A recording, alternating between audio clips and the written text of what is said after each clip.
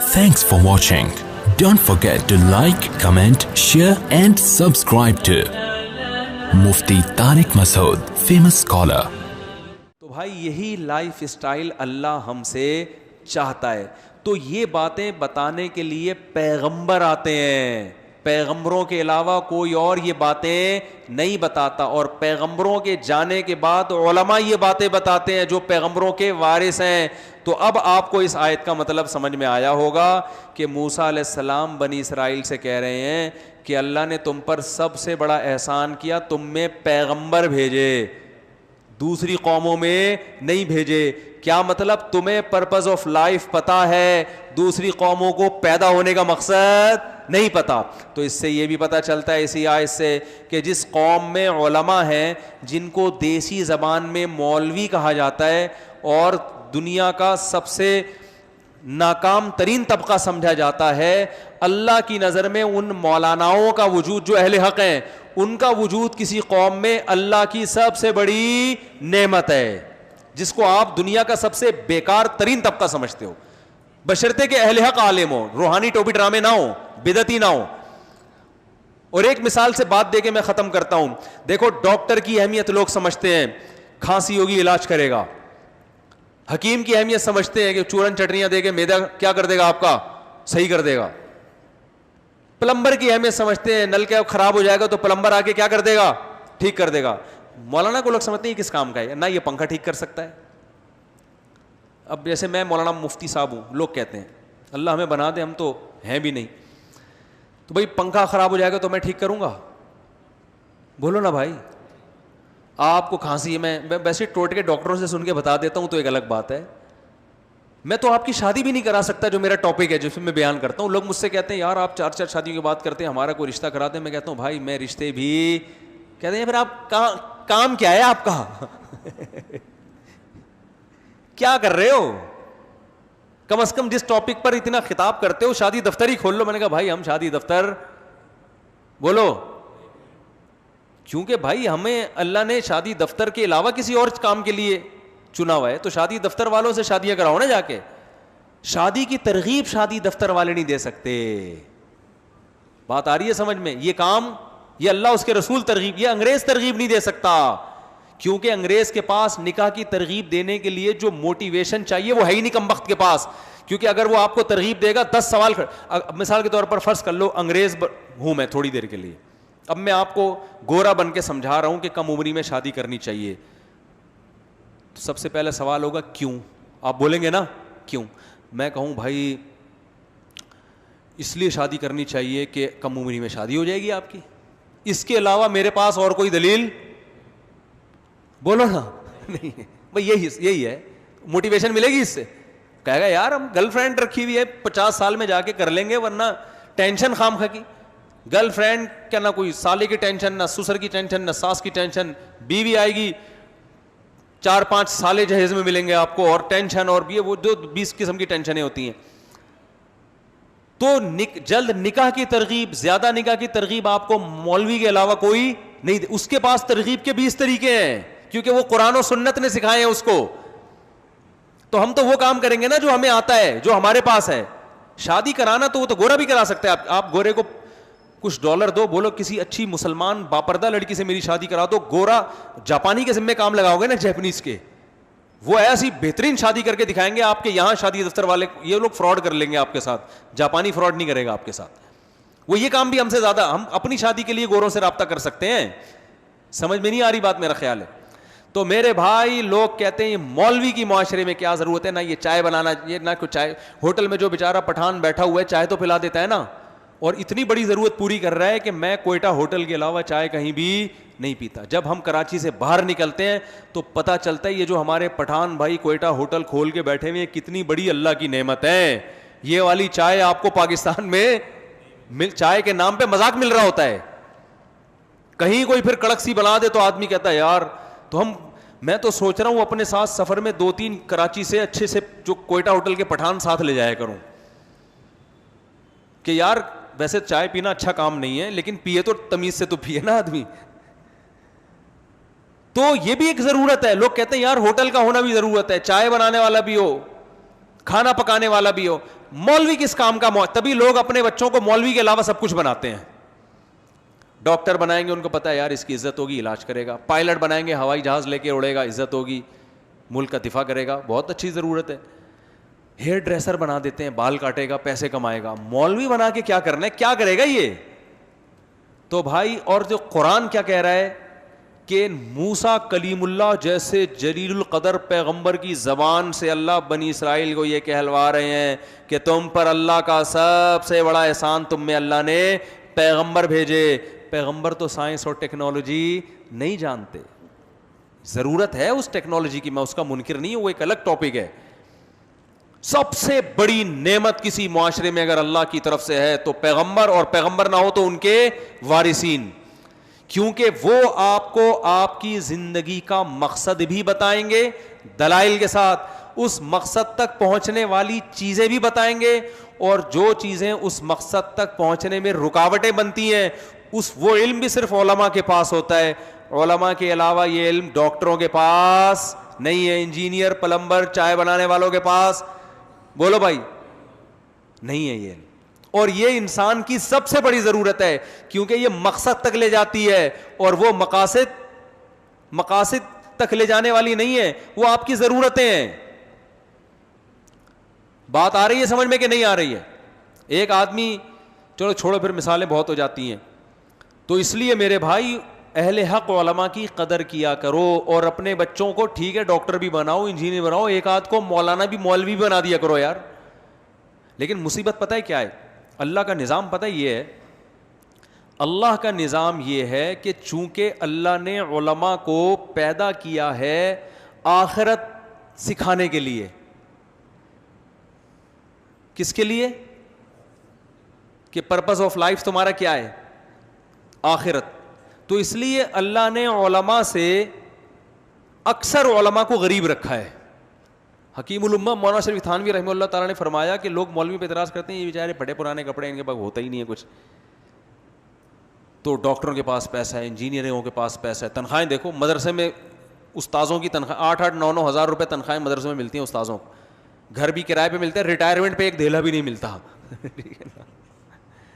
Retirement پہ کسی مدرسے میں, اور ریٹائرمنٹ کا ٹائم بھی نہیں ہے, جب محتمم صاحب کا میٹر شارٹ ہوا استاذ کو نکال دیا. کچھ کوئی یہ درس نظامی کا سرٹیفکیٹ ضاولق نے کچھ ایم اے کے برابر قرار دیا تھا, صرف لکھنے کی حد تک ہے, ورنہ یہ درس نظامی کا سرٹیفکیٹ لے جاؤ کہیں چپڑاسی کی جاب بھی آپ کو بولو نا نہیں ملے گی. رشتہ نہیں دے گا کوئی. آپ شادی کرنے جاؤ ذرا, آپ بولو بھائی میں آپ کی بیٹی سے شادی کرنا چاہتا ہوں, وہ کہ آپ کے پاس کیا کیا سندیں ہیں؟ آپ نے کہا میرے پاس پیغمبر کے وارث ہونے کی سند. آپ خوش ہو گئے نا, میرے پاس تو سب سے پاورفل سند ہے, آپ پیغمبر کے وارث ہونے کی سند, جی وفاق المدارس کی سند ہے. وہ کہے گا بھائی آپ اس کے علاوہ کوئی اور سرٹیفکیٹ ہے آپ کے پاس تو دکھائیں, کیونکہ اس سے زیادہ فضول ترین سرٹیفکیٹ جس کی کوئی ویلیو وفاق المدارس کی نظر میں بھی نہیں ہے, ویلیو ہماری نظر میں کیا ہوگی, کیونکہ اس بیس پہ تو آج کل وفاق المدارس میں جاب نہیں مل رہی ہوتی معذرت کے ساتھ.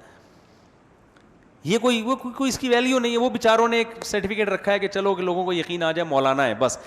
وفاق المدارس کی نظر میں بھی اس سرٹیفکیٹ کی اتنی ویلیو ہے کہ آپ اگر کسی کو یقین نہ آ رہا ہو کہ آپ مولانا ہے کہ نہیں, تو پرچہ دکھا دیں, ہم آپ کو سند دے رہے ہیں کہ آپ نے درس نظامی کمپلیٹ کر لیا, بس. اس سے زیادہ ان کو بھی پتا ہے کہ کوئی ویلیو بولو نا بھائی نہیں ہے. تو چونکہ اس کی وجہ یہ ہے کہ حکیم الامہ حضرت مولانا اشرف علی تھانوی رحمہ اللہ تعالی فرماتے ہیں اللہ کی حکمت اور منشا نے اس بات کا تقاضا کیا کہ پیغمبروں میں بھی زیادہ غریب رکھے ہیں, مالدار بہت کم گزرے. مالدار تھے داؤد علیہ السلام, 2-4 اور ہوں گے, باقی 99.9% پیغمبر کیا تھے؟ غریب مسکین. ہمارے نبی تو سید الانبیاء تھے, اور آپ سے زیادہ مسکین دنیا میں کوئی پیدا ہوا ہی نہیں ہے. 40 دن گھر میں چولہا ہی نہیں جل رہا, گھر میں آ کے یہ نہیں پوچھتے تھے کیا پکا ہے, گھر میں آ کے پوچھتے تھے کچھ ہے یا نہیں ہے.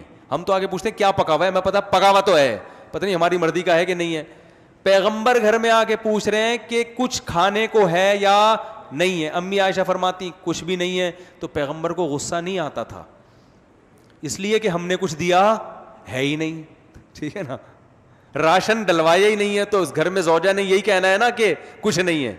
کوئی غصہ نہیں آتا تھا آپ صلی اللہ علیہ وسلم کو, اور آپ کی زوجہ کو بھی غصہ نہیں آتا تھا کہ پیغمبر نے راشن نہیں ڈلوایا تو اپنی ہم بھی بھوکے ہیں, خود بھی آپ صلی اللہ علیہ وسلم کو بھوک لگ رہی ہے, ہمیں بھی. تو آپ کی زوجہ کو بھی غصہ اس لیے نہیں آیا کہ نبی صلی اللہ علیہ وسلم پہلے بتا چکے تھے بھئی اسی غربت میں میرے ساتھ رہنا ہے تو رہو, کیونکہ میں پیغمبر ہوں, تو پیغمبر کی زوجہ ہو, اور اگر دولت چاہیے, پیسہ چاہیے, فتعالینا, قرآن کی باقاعدہ آیتیں نازل ہوئی, فتعالینا امتعکن واسرحکن سراحا جمیلا, آؤ میں تمہیں طلاق دیتا ہوں, کہیں اور شادی کرو, یہاں ایسے ہی رہنا پڑے گا.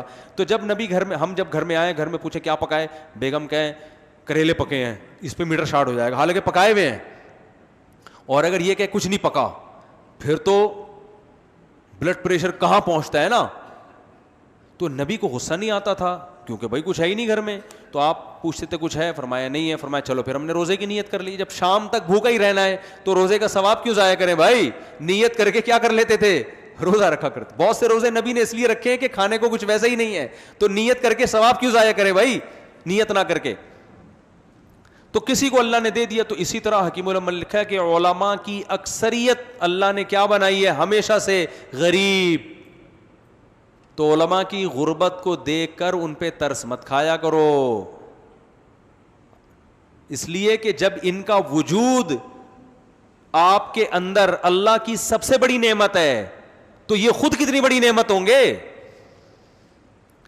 آپ کہہ سکتے ہو ہم تو ویسے بھی ترس نہیں کھاتے, کیونکہ اسٹائل سے لوگوں کو یہی لگتا ہے کہ غریب علماء کو دیکھ کے ویسے بھی ترس.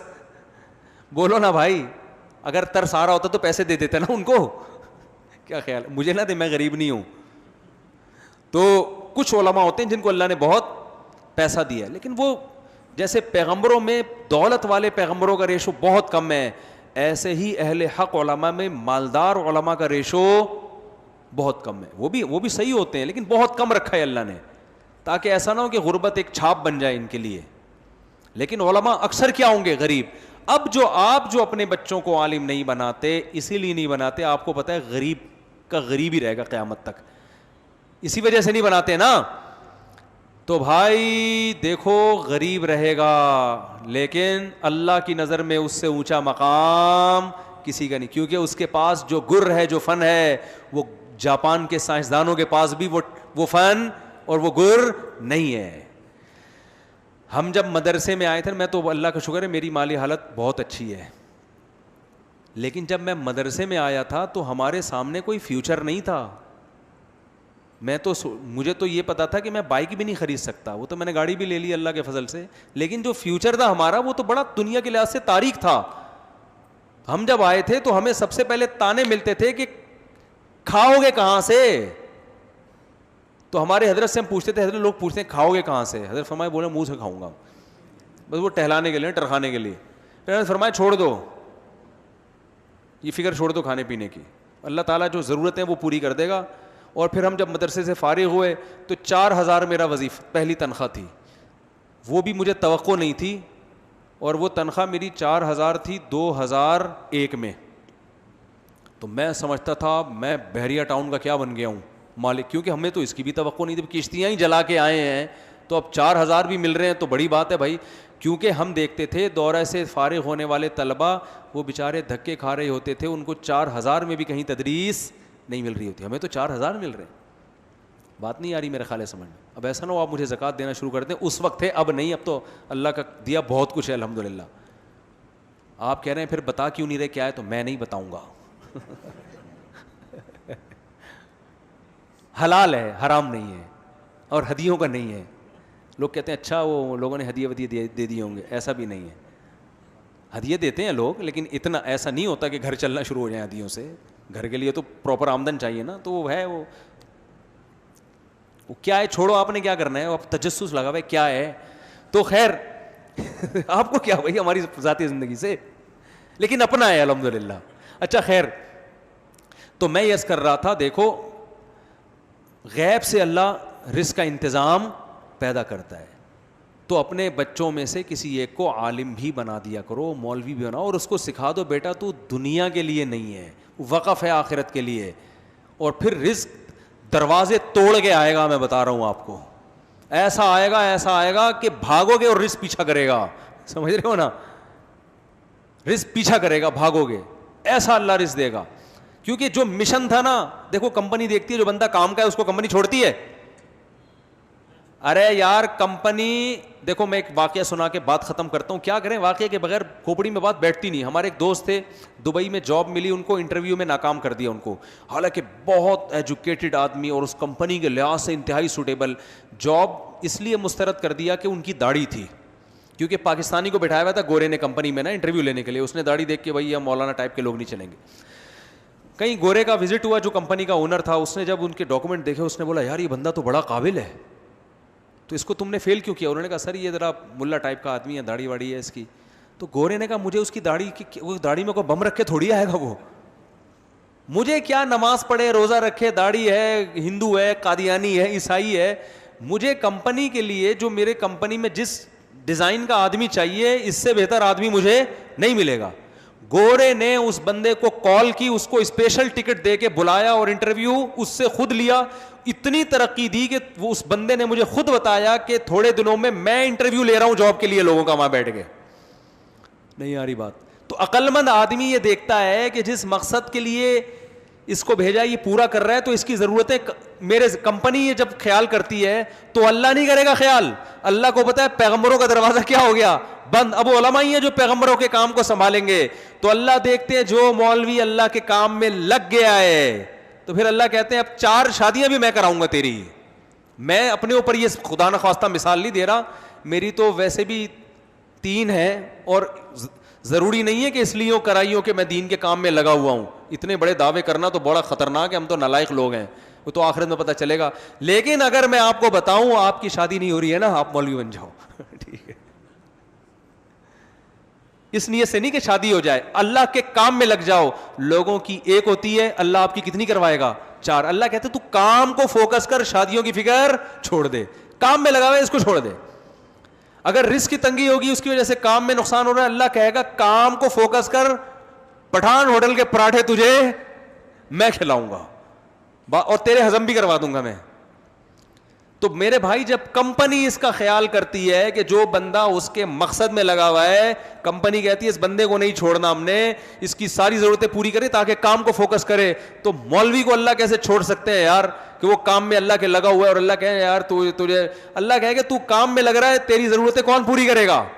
تجھے شادی کی ضرورت ہے وہ میں پوری کروں گا, تجھے کھانے کی ضرورت ہے وہ میں پوری کروں گا, تجھے گاڑی چاہیے وہ میں پوری کروں گا. تو کام میں لگے, تو کام میں لگ جاؤ. اور میں نے دیکھا ہے جو علماء کام میں لگے ہیں ان کے لیے گاڑی بنگلہ ان کی ویلیو مٹی کے برابر نہیں ہوتی, سمجھ رہے ہیں نا, ان کی کوئی ویلیو نہیں ہوتی. ان کو ایسا اللہ نے ویژن دیا ہوتا ہے, اتنی بلند سوچ دی ہوتی ہے, چیزیں ان کے دائیں بائیں. یہ جو علماء لینڈ کروزر میں اور بڑی بڑی گاڑیوں میں گھوم رہے ہیں نا, لوگ کہتے ہیں بڑی عیاشی, ان کے لیے اس لینڈ کروزر کی کوئی ویلیو نہیں ہے. اس کی سب سے بڑی دلیل ہے ان کی لینڈ کروزر چھن جائے نا, ان کو کوئی رونا نہیں آتا, کچھ غم نہیں ہوتا ان کو.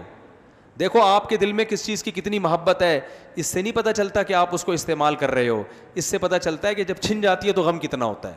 علماء کے پاس گاڑیاں بھی ہو سکتی ہیں, بنگلے بھی ہو سکتے ہیں, لگژری لائف اسٹائل بھی ہو سکتا ہے, مگر اس اسٹائل سے انہیں عشق نہیں ہوتا. ان سے اگر یہ چیزیں چھن جائیں تو انہیں وہ غم نہیں ہوتا جو دنیا دار کو ہوتا ہے. اس سے پتہ چلتا ہے کہ علماء یہ چیزیں استعمال تو کرتے ہیں مگر ان چیزوں کو دل میں جگہ نہیں دیتے. تو اللہ کا ہر مسلمان سے یہ مطالبہ ہے کہ چیزیں استعمال کرو, ان سے محبت مت کرو, یہ مقصد نہیں ہے. اب بھی بات سمجھ میں نہیں آئی تو بھائی پھر رینجرز, پولیس اور حکومت امریکہ کوئی بھی دنیا کی طاقت نہیں سمجھا سکتی. پھر مرنے کے بعد سمجھ میں آئے گا. ان کا انتقال ہوا نا, جنہوں نے یہ کہا تھا کہ میں نہیں بتاؤں گا, ٹھیک ہے نا, تو لوگوں نے کہا کہ اب تو آپ کو بتانا پڑے گا, ٹھیک ہے نا.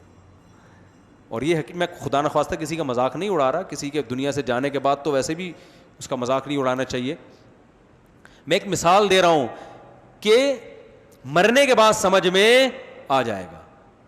تو اللہ کرے میری بھی دنیا میں سمجھ میں آ جائے. میں جو باتیں آپ سے کہہ رہا ہوں میں سب سے پہلے خود اس کا محتاج ہوں. بات کرنا الگ چیز ہوتی ہے, بات تو کرنا آسان ہے, میں بھی کر رہا ہوں. دیکھو سگریٹ کے فضائل ہر سگریٹ کے ڈبے پہ لکھا ہوتا ہے, سگریٹ پینا صحت کے لیے نقصان دہ, ہر ڈاکٹر کہہ رہا ہوتا ہے لیکن خود بھی پی رہا ہوتا ہے. تو یہ نہیں کہ میں ممبر پہ بیٹھ کے اتنی باتیں کر رہا ہوں تو پتہ نہیں میں کتنا نیک ہوں گا. بھائی میں ساری باتیں اس لیے کر رہا ہوں کہ بات تو بہرحال درست ہے, چاہے میں خود بھی عمل کروں یا نہیں کروں, تو اللہ مجھے بھی عمل کی توفیق عطا فرما دے, اس لیے کر رہا ہوں میں, اور ہم سب کو توفیق عطا فرما دے, اور اللہ تعالی ہمیں مقصد حیات کو سمجھنے کی توفیق عطا فرما دے.